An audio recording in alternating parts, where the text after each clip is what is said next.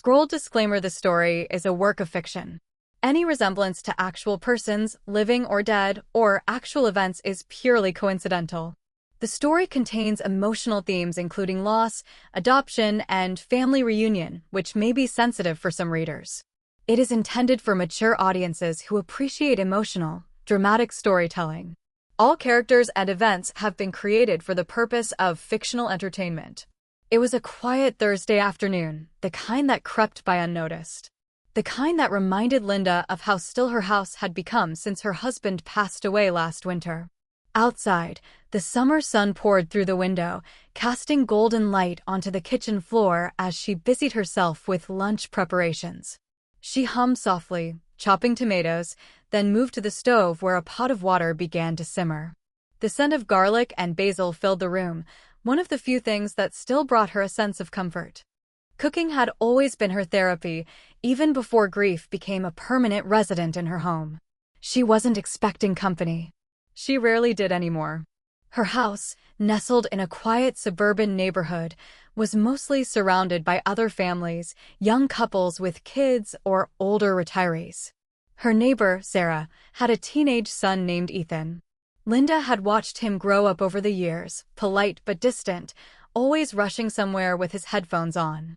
They had barely exchanged more than a handful of words in the past. So when the door creaked open suddenly without a knock, Linda turned sharply, startled. Her hand gripped the wooden spoon as if expecting an intruder. But it was Ethan. He stood there awkwardly in the doorway, his face pale, his eyes wide, and his hands stuffed nervously into the pockets of his hoodie. His usually neat blonde hair was messy, like he'd been running his fingers through it nonstop. "Ethan?" she asked, lowering the spoon slowly. "Are you okay?" I'm sorry for just walking in," he said quickly.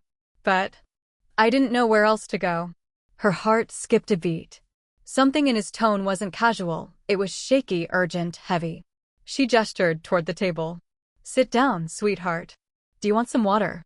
He nodded, eyes darting around the room like he was trying to memorize it. As she poured him a glass, her mind ran through a dozen scenarios. Had something happened to Sarah? Was he in trouble? She placed the water in front of him and pulled out the chair across the table.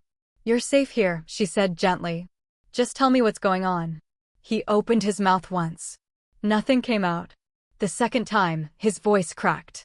"I think you might be my biological mother." The kitchen went silent. The water on the stove began to boil, but Linda didn't move. She just stared at the boy sitting across from her, her mind spinning, her chest tight. What he said couldn't be true. Could it? Linda couldn't speak. The words Ethan had just said echoed in her ears, sounding surreal, like dialogue from a movie she couldn't believe she was in. "I think you might be my biological mother." She stared at the boy, her mouth slightly open, her hands frozen in her lap. Ethan, clearly uncomfortable, looked down at the glass of water in front of him, as if it might offer him strength. "I know it sounds crazy," he continued, barely above a whisper, "but I've been looking into where I came from. I recently found out I was adopted." Linda blinked, her thoughts scrambled. She wanted to deny it immediately, to say he must be mistaken. But something about the tremble in his voice, the seriousness in his face, made her hesitate. "I'm sorry," he added quickly, mistaking her silence for anger. "I didn't mean to upset you. I didn't know what else to do. I found this." From the pocket of his hoodie, he pulled out a small folded photo and slid it across the table. Linda reached for it with shaking fingers. It was an old photograph. Grainy, worn at the edges. A younger version of herself, no doubt about it, smiling in a summer dress, her hair longer, her eyes brighter. The photo had been taken decades ago, long before she'd met her husband, long before she'd become Mrs. Linda Thompson. She hadn't seen that photo in over 30 years. Her stomach twisted. "Where did you get this?" she whispered. "My adoptive mom had it. Hidden in a box with some paperwork. She passed away a year ago. My dad died before her. I didn't think much of it until recently. I kept having questions about where I really came from. So I searched. I found DNA matches online, ancestry databases. A few second cousins, and then, One lead pointed to you. Linda leaned back slowly in her chair, the world spinning. Could it be possible? Could this boy, sitting nervously across from her, be the child she lost as a teenager? The child she was told had died at birth? I don't mean to barge in on your life, Ethan said, his voice breaking. I just wanted to know if it was true. If you ever knew about me. Tears welled up in Linda's eyes, unbidden. A lump rose in her throat so tightly she could barely breathe. I was told, she began, but her voice failed. Ethan didn't press. He just sat there, quiet, waiting. Linda looked at him again, really looked. The shape of his jaw, the curve of his nose, a familiar softness in the eyes. Not identical to hers, but there was something that felt like blood. I think we need to talk, she finally said. And for the first time in years, she felt her heart open and tremble with the terrifying possibility of truth. Linda sat motionless for a long moment, the photo still clutched in her trembling hand. Her eyes stung with unshed tears, and her chest felt as if it were being squeezed by invisible hands. I was told you didn't survive, she whispered, almost to herself. They told me you died right after birth. Ethan's face tightened, his voice cautious. Who told you that? Linda took a long, shaky breath. Her eyes drifted away from him, staring into a memory buried so deep it had almost turned to dust. I was 17, she began, her voice distant. It was a different world back then. I made a mistake. Fell in love. Got pregnant. My parents were furious. I was sent away to a maternity home. Back then, girls like me weren't allowed to keep their babies. They said it would ruin the family's name. She paused, her fingers curling around the photograph like it might anchor her to the present. They made all the decisions. I never got to hold you. I never even got to see you.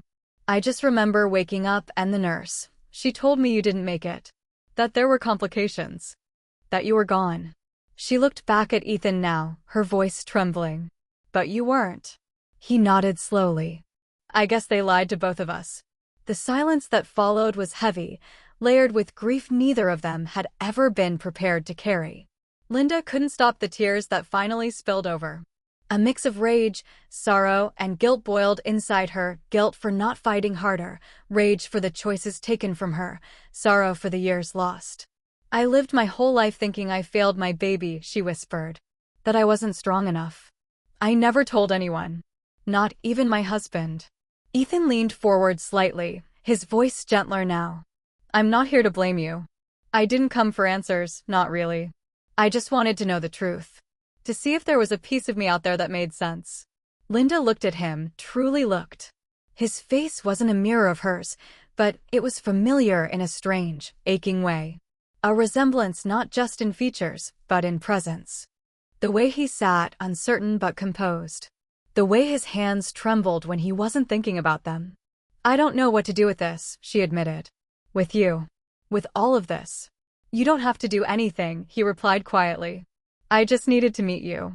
That's all. But Linda knew it wasn't all. Some part of her that had been locked away for decades, the part that had once held dreams of holding her newborn, whispering lullabies, watching him grow, was awakening. It was tender. Raw. And it was real.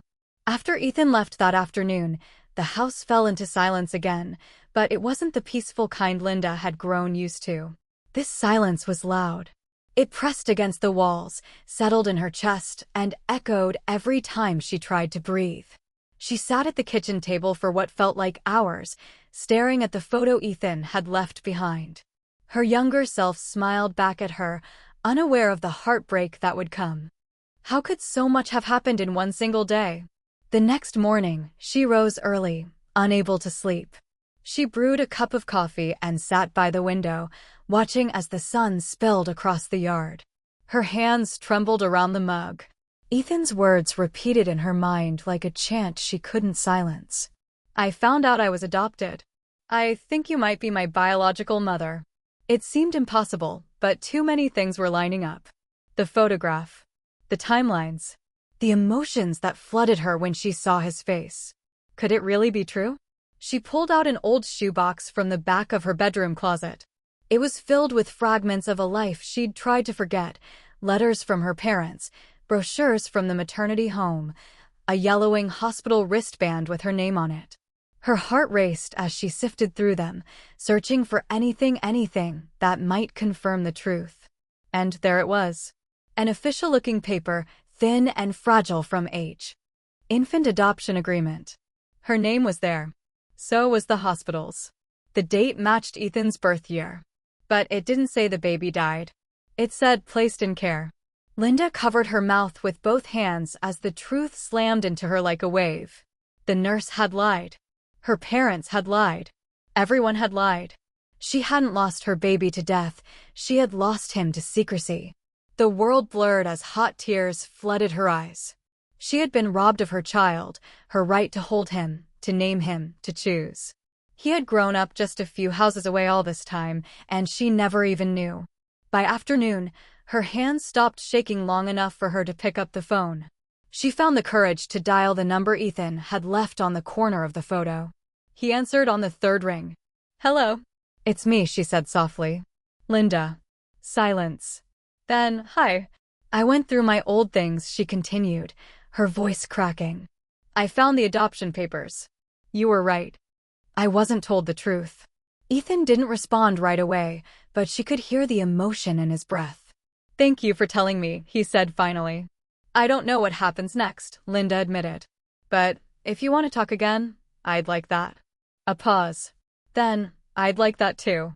And just like that, a door that had been locked for decades creaked open, not wide, but just enough to let in a little light. The days that followed were heavy, yet strangely healing. For the first time in years, Linda felt the weight of her past shifting, no longer buried, but being carefully unpacked. She didn't rush it. Neither did Ethan. Their next meeting wasn't planned. It just happened. She was tending to her small garden in the backyard, something she used to enjoy but had neglected since her husband's death, when she heard footsteps approaching on the gravel path. She turned and saw him standing there, hands in his pockets, uncertainty in his eyes. "I didn't want to just show up again," Ethan said. "But I was hoping we could talk." Linda gave a small smile and wiped her hands on her apron. "I was hoping you'd come." They sat on the old wooden bench beneath the oak tree, the late afternoon sun casting shadows through the leaves. Birds chirped in the distance. The world, despite everything, kept turning. Linda took a deep breath. "I never told anyone about you.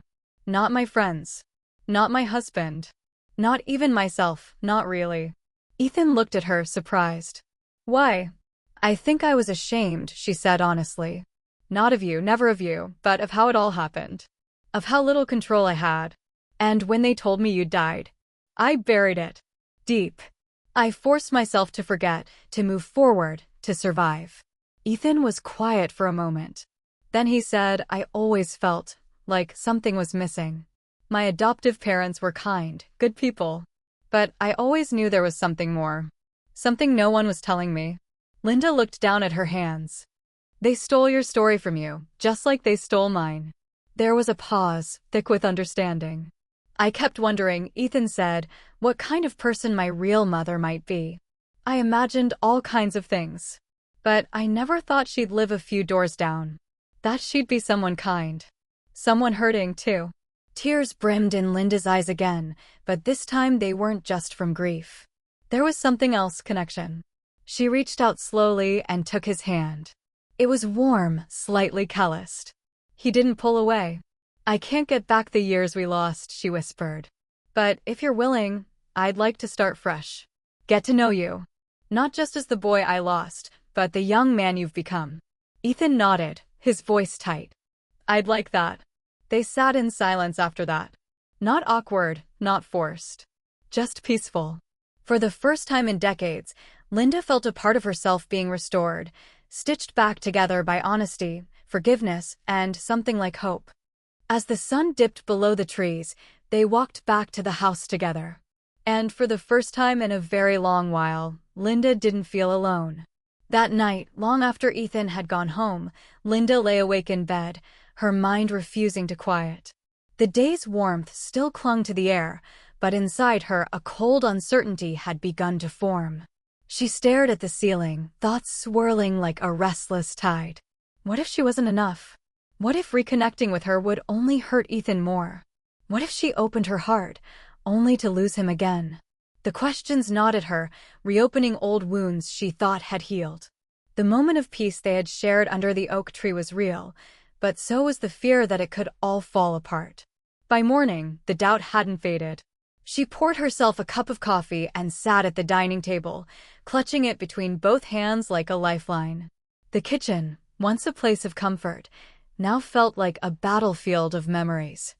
Every sound, the ticking clock, the hum of the fridge felt louder than usual.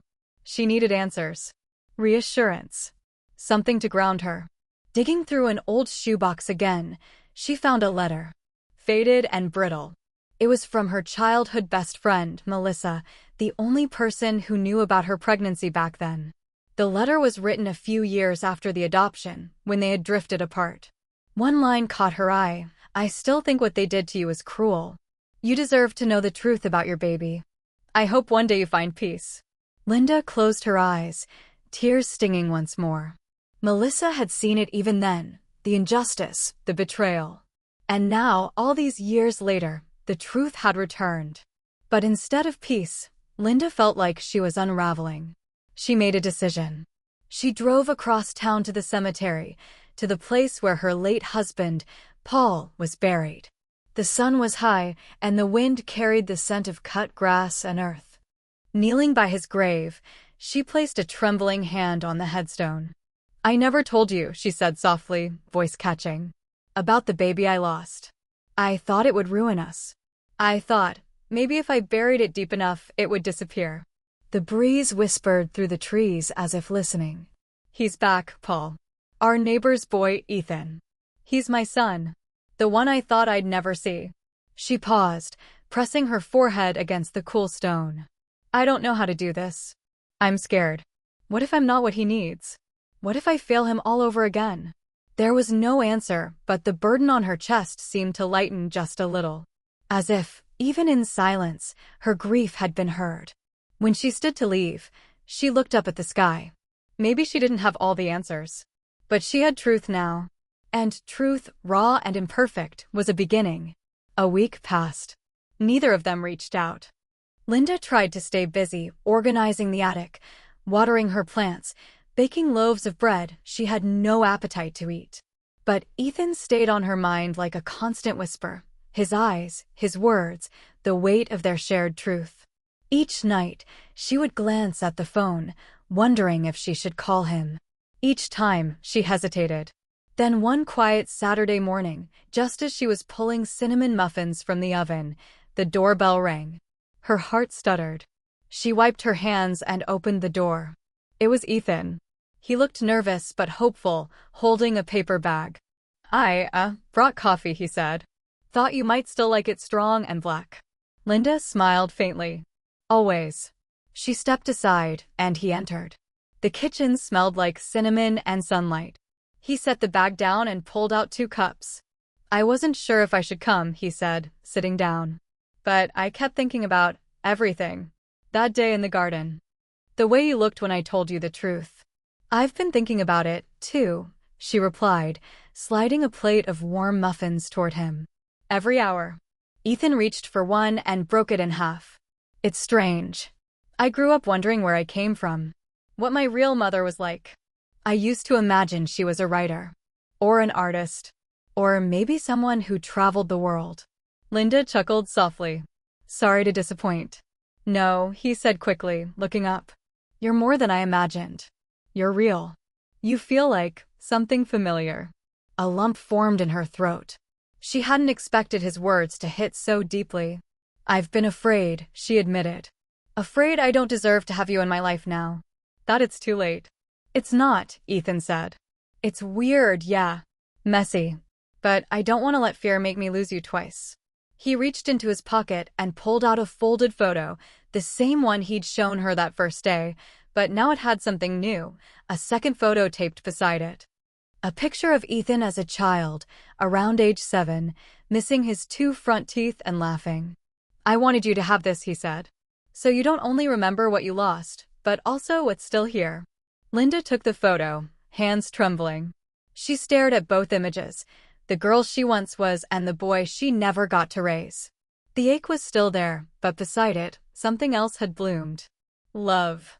Unspoken, complicated, but real. She looked at him. Would you stay for lunch? I was just about to make grilled cheese and tomato soup. It's not fancy, but it's something. Ethan smiled. Sounds perfect. And as they moved around the kitchen, awkward, comfortable, new, Linda felt a warmth in her chest that had nothing to do with the oven. A warmth called belonging. The sun shone gently through the kitchen window, casting golden light over the table where Linda and Ethan now sat, laughing over burnt toast, wiping tomato soup from the edges of their bowls, and sharing memories like fragile treasures. What had started as a simple lunch was slowly becoming something sacred. It didn't feel perfect. It felt real. The awkward pauses had given way to light conversation. Ethan told her about his college plans, his love for photography, the music he used to play with his adoptive father on old vinyl records.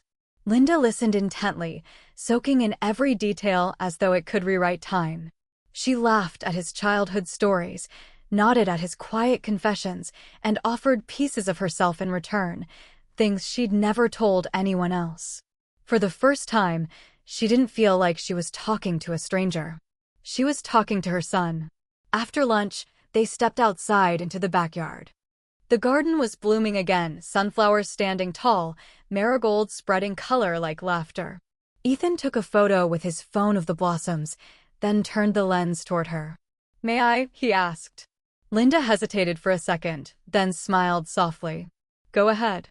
He took the photo, nothing posed, nothing dramatic.